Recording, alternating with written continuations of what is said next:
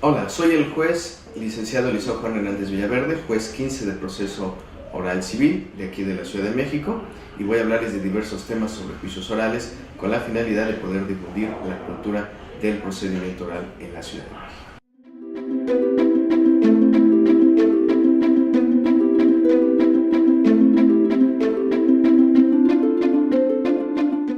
La teoría del caso es una de las habilidades más importantes que debe desarrollarse en el procedimiento oral.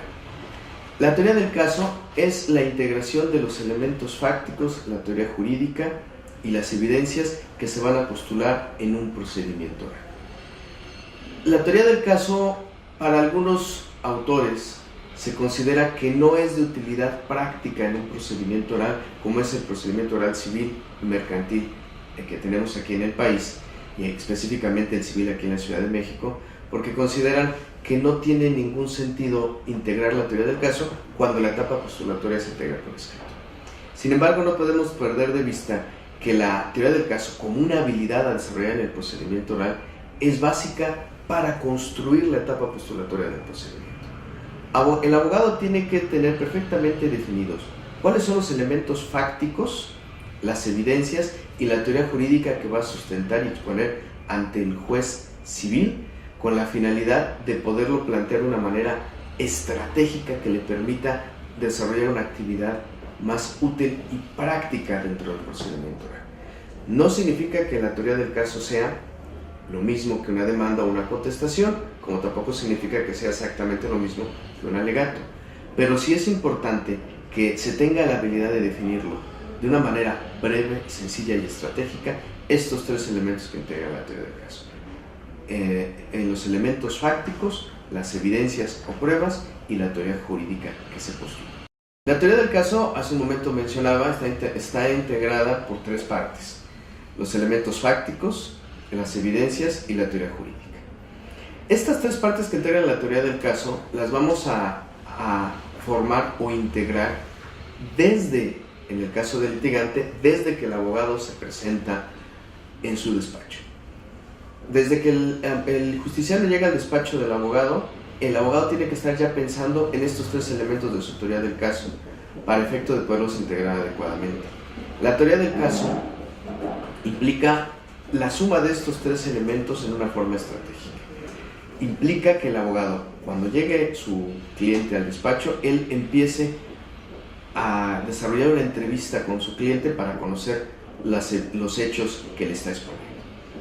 ¿Qué le expone? ¿Qué quiere su cliente? Y con base a qué considera que puede probar sus afirmaciones. No se trata de que el abogado, tal como venga el cliente, tal como les ponga al cliente el asunto, lo plasme por escrito. Se trata de que el abogado, desarrollando los principios de juicio oral, específicamente continuidad y concentración, desde ese momento ya esté estratégicamente definiendo la teoría del caso para efecto de postular algo que sea asertivo. En esos términos, una vez que escucha a su cliente, el abogado, pues va a desarrollar un proceso de investigación sobre todo lo que les puso su cliente para confirmar la valía de las pruebas que le está exponiendo el cliente, confirmar la certeza o no de esos hechos y poder él como abogado definir la teoría jurídica que va a postular. Es decir, ¿qué voy a reclamarle ante el juez? ¿Una prescripción positiva, una inmatriculación judicial o una acción por favor? Esto evidentemente, estas teorías jurídicas van a depender de los elementos fácticos y de las evidencias que yo tengo. El litigante tiene que entender que atendiendo al juicio oral, él ya es un investigador del caso que va a postular. Y si el cliente le exhibe un contrato, él va a tener que verificar qué fortalezas y debilidades va a tener esa evidencia para estratégicamente plantear su asunto con ese dominio de la fortaleza y debilidades de su caso. Le va a permitir no nada más definir cuál es la teoría del caso que él va a sustentar, teoría jurídica, elementos prácticos y evidencias, sino prever en la medida de lo posible la teoría del caso que le puede postular su contraparte para efecto de que él, atendiendo esas fortalezas y debilidades que identifica, pueda precisamente defender su caso de la mejor forma posible.